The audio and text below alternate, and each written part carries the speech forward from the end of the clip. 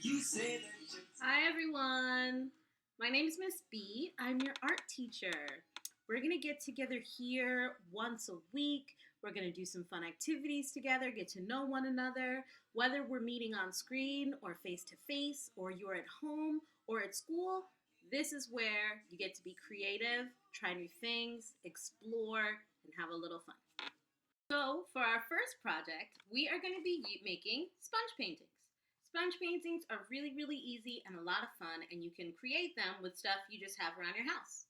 So, here are the materials you're going to need today: a sponge, some paint, scissor, and of course, paper.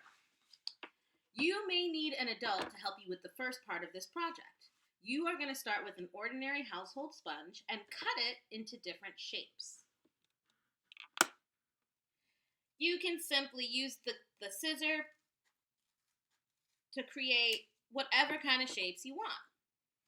I like to have lots of different kinds of sponges to work with. I have some with rough sides, bumpy sides, soft sides, and rough sides. This is a great chance to learn a new word. The word is texture. Texture means how something feels. It can feel soft and smooth like a kitten, or it can feel rough and bumpy like a piece of sandpaper. The more textures you have for your sponges, the more interesting your sponge painting is going to be. Whenever we create in the art studio, we always make sure to wear an apron or a smock to cover our nice clothes. Here's what I'm using as an apron today. Your apron can be anything. This one is a baby blanket with a hole cut on top. So, next I'm going to pour my paint. I'm using just the primary colors, red, yellow, and blue, and a little bit of white. You don't need too much paint, especially if you're working by yourself, and I like to use a food tray because that way the paint gets separated and each color has its own section. You can also use a paper plate, a plastic tray, whatever you have at home that you, or at school, that you can use and clean easily. Here's my paint all ready to go. And here are my sponges. We are going to use these sponges like a stamp. Do you know what the word stamp means? Usually when you hear the word stamp, it means to stomp your feet.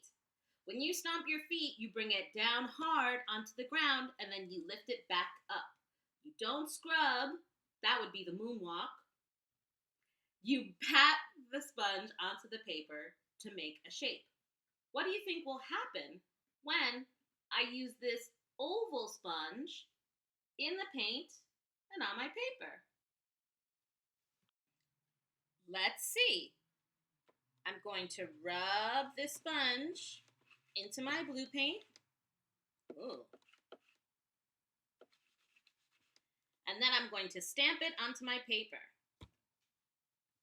Whoa, look at that. The texture from my sponge, the way it feels, I can see it in the paint. That's pretty cool. Let's see what happens if I mix this blue paint with this yellow paint.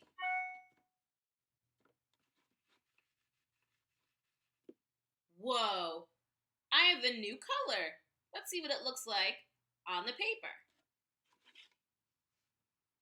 Stamp. Whoa, look at that beautiful mixed color I created.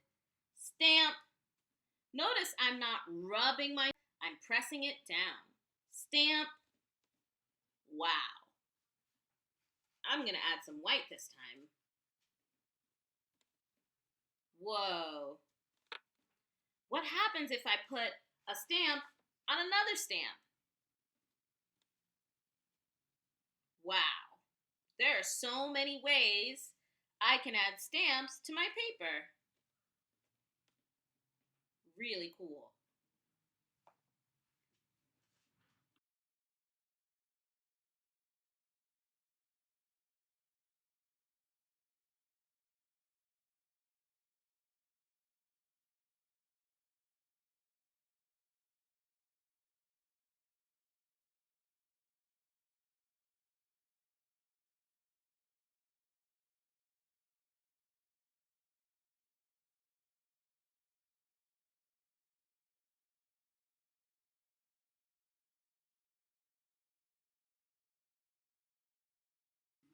And that is how you do a sponge painting. When you're all done, you're going to have some really painty fingers, and that's okay. As soon as you're finished, you're going to head to the sink, wash up really good, and then you'll get to share and hang your beautiful sponge painting for all of your friends and family. Thanks so much for watching. Go give it a try yourself. Have some fun. Bye. See you next time.